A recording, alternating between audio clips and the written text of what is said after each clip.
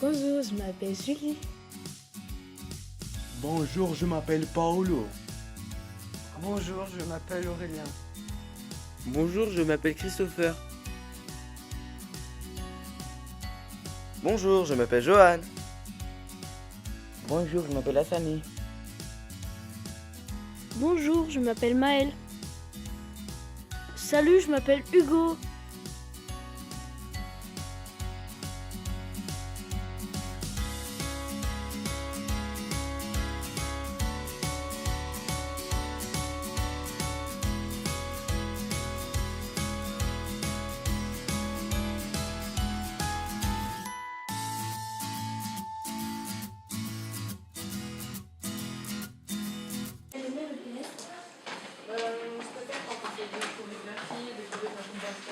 Ah, tu fais la danse classique? Ouais, j'en ai fait. Là, c'est ma troisième année.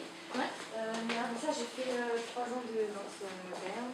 Et là, ça fait 2 ans que je fais des pointes, des chaussons. Ah ouais, des pointes Ouais. à peu près comme ça. Voilà, c'est ça.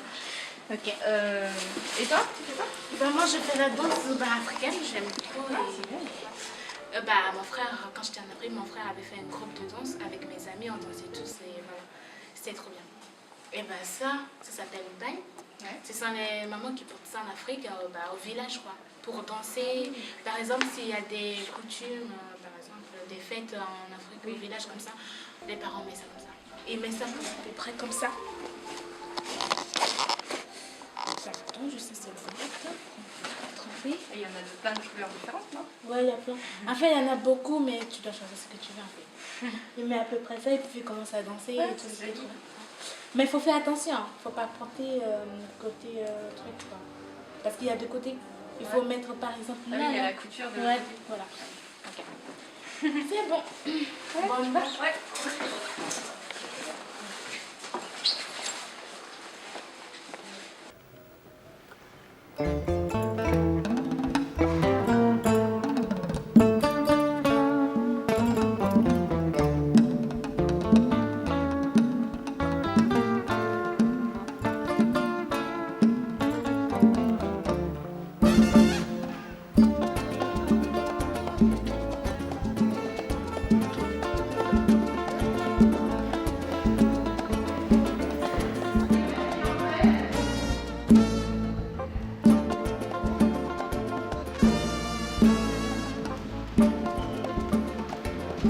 Vous vous changez. Les garçons, vous posez vos affaires, les filles au vestiaire. Bravo, tu viens, non? Tu poses tes affaires sur le cocher.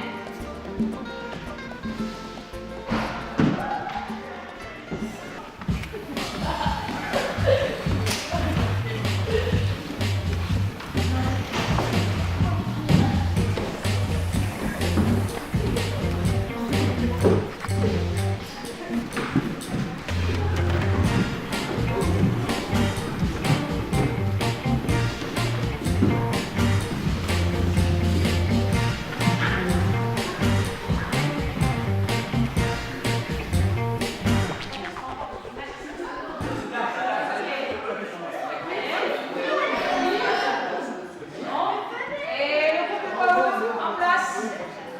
Allez, les garçons, on commence. Si vous êtes prêts,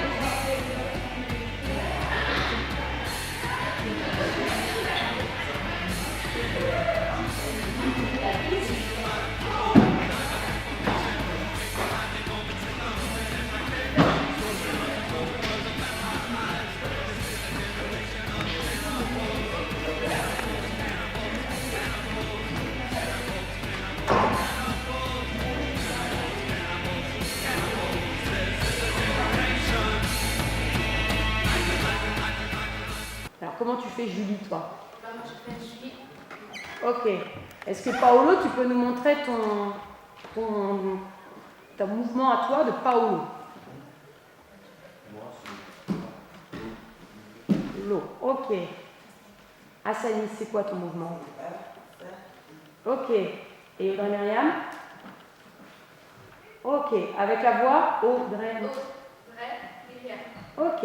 Est-ce que vous pouvez refaire ou Julie, qui a commencé? C'est Paolo qui fait numéro 1, ensuite Julie fait 1 et 2, Hassani 1, 2, 3 et Audrey Myriam 1, 2, 3, 4. Alors, Paolo, tu commences. Oh.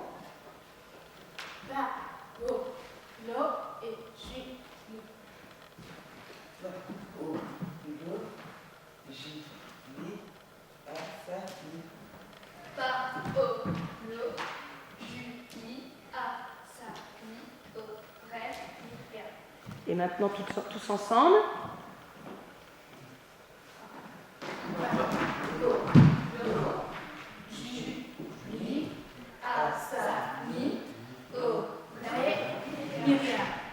Ok, merci.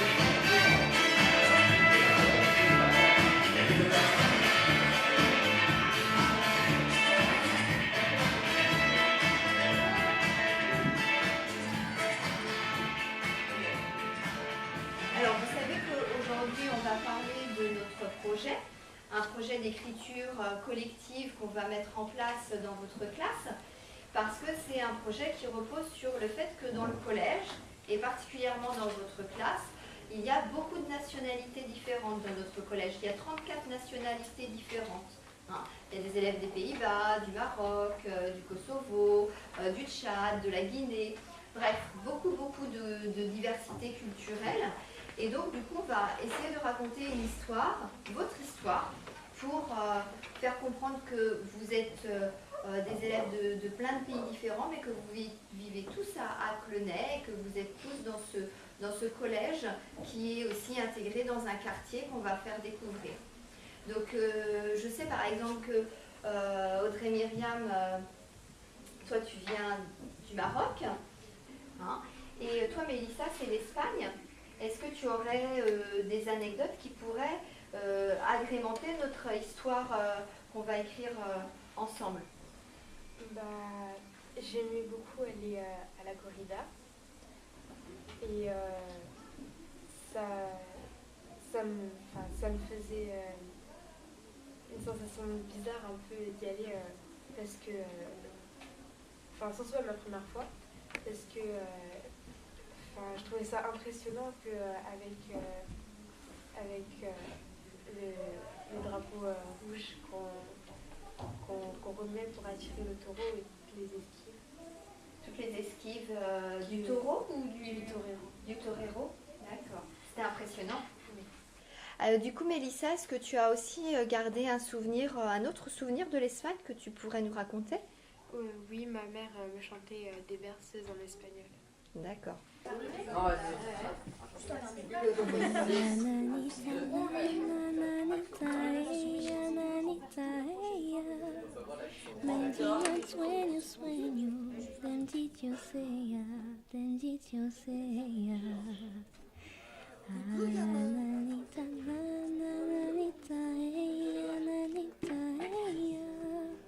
Mendinya sueño, sueño,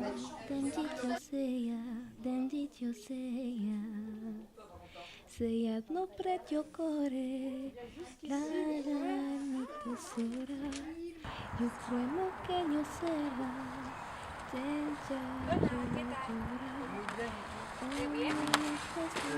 Tu as des origines espagnoles? Oui. Oui.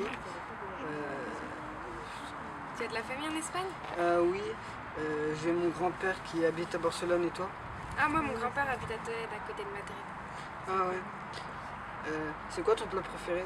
Moi, c'est le gazpacho. Mon grand-père m'en faisait très très souvent quand j'allais le voir en Espagne. Et moi, c'est la paella. Parce que c'est... Toi Léo, est-ce que tu pourrais nous dire un petit peu aussi quelle histoire tu pourrais raconter, hein? Je pourrais raconter celle de mes parents. Parce que tes parents, ils viennent d'où en fait? Mon père est québécois et ma mère est française. D'accord, et alors tu vois, on a imaginé un petit peu comment on pourrait mettre en scène toutes les histoires. Toi, qu'est-ce que tu verrais bien comme technique? On Draw My Life. Salut, je m'appelle Léo, je suis petit nouveau. Je vais vous parler de mes origines. Comme tous les enfants, j'ai un père et une mère. On va d'abord parler de mon père. Il est né dans une petite ville québécoise du nom d'Amos dans le sud. Il a eu une opportunité à Paris pour son travail de boulanger. Il monta sa boulangerie à Paris avec un de ses amis. Une jeune femme venait souvent y prendre du pain. Ils se fréquentaient de plus en plus et commençaient à exprimer leurs sentiments. Ma mère étant en vacances, retourna à Rennes. Mon père, fou amoureux d'elle, l'accompagna. Quelques années plus tard, ils commencèrent à fonder une famille. J'eus d'abord 2 grands frères, puis naissa moi et ma sœur. On nous appelait les Dalton.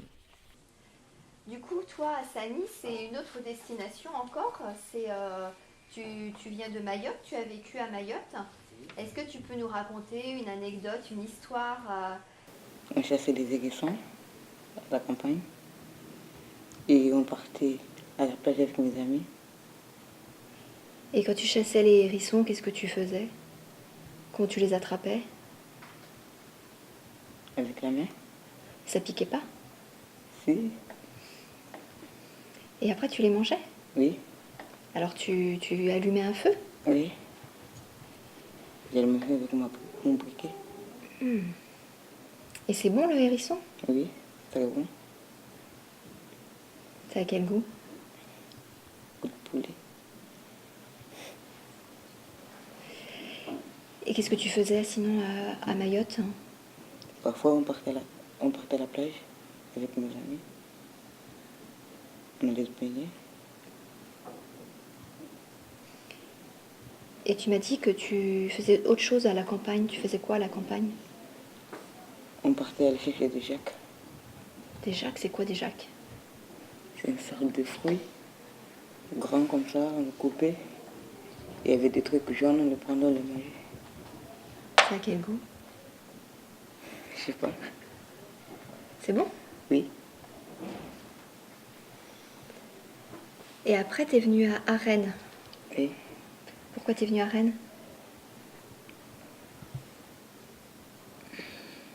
Je sais pas. C'est bien Rennes?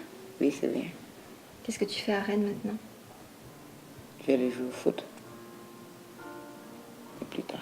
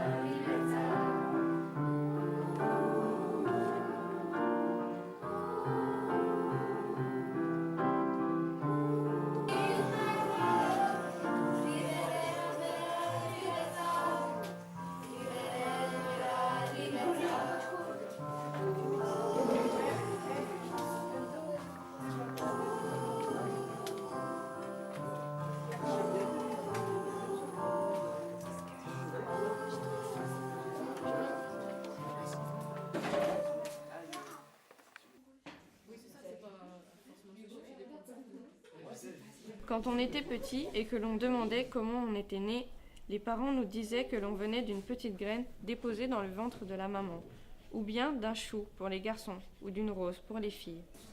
Avant de venir au monde, il y a deux sexes qui se sont rencontrés. Voilà comment je suis née, voilà d'où je viens. Au départ, j'étais un embryon, puis je suis devenu un fœtus. Et après 9 mois, je suis sortie du ventre de ma mère par la sage-femme. Alors bonjour à tous, nous sommes là aujourd'hui pour évoquer en conclusion du chapitre sur les mobilités humaines et pour étudier de manière un petit peu plus concrète ces déplacements de population dans le monde, votre propre expérience ou l'expérience de vos parents. Cette fois-ci à l'est de l'Afrique, c'est Djibouti. Alors vous l'avez dit, c'est pareil, il faut faire défiler le plateforama. Donc on est en Afrique, est-ce que tu peux situer Djibouti? Voilà. Est-ce que tu connais les pays qui sont à côté Là, c'est la Somalie, l'Éthiopie. Là, je sais pas. Je suis né là-bas, précisément à Ouagadougou. Je suis né de père inconnu et ma mère est morte 1 an après ma naissance. Je suis arrivé à 2 ans en France.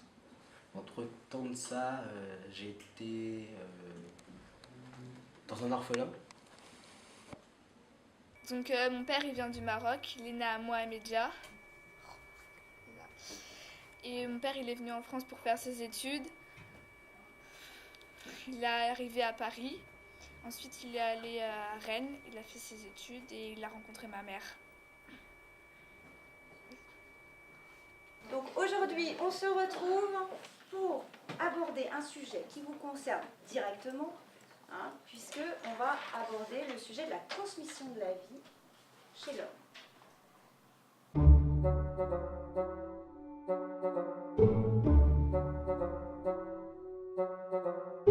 Kelly, tu as quel âge? 13 ans. Il y a 13 ans et 9 mois, qu'est-ce que tu étais?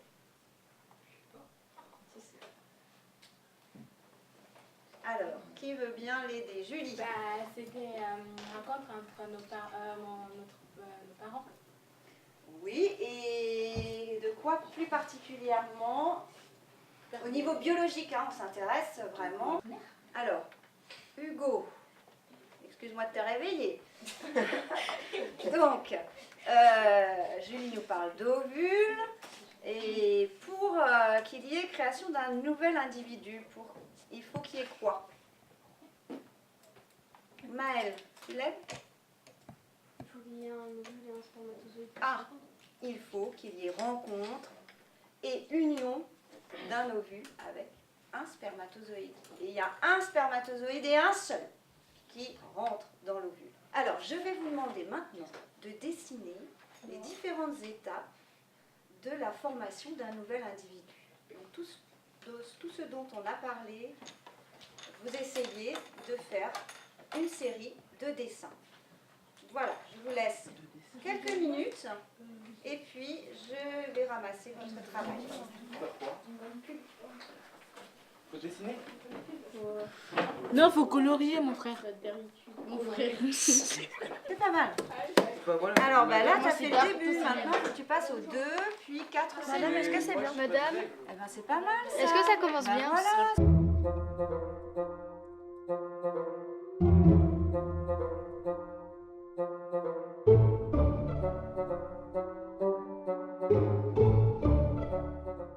Que tu sois blanc, noir, rouge ou jaune, ici on t'accepte comme tu es. Que tu viennes d'Europe, d'Asie, d'Afrique ou d'Amérique, ici cela nous importe peu. Mais n'oublie pas que n'importe où tu iras, tu seras chez toi.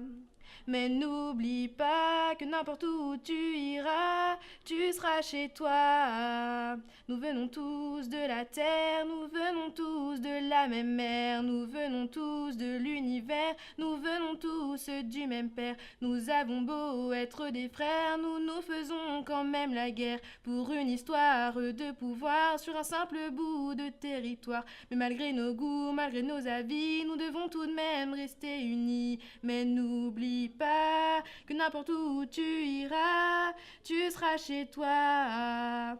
Mais n'oublie pas que n'importe où tu iras, tu seras chez toi. Ça tourne. Action. Prise 1.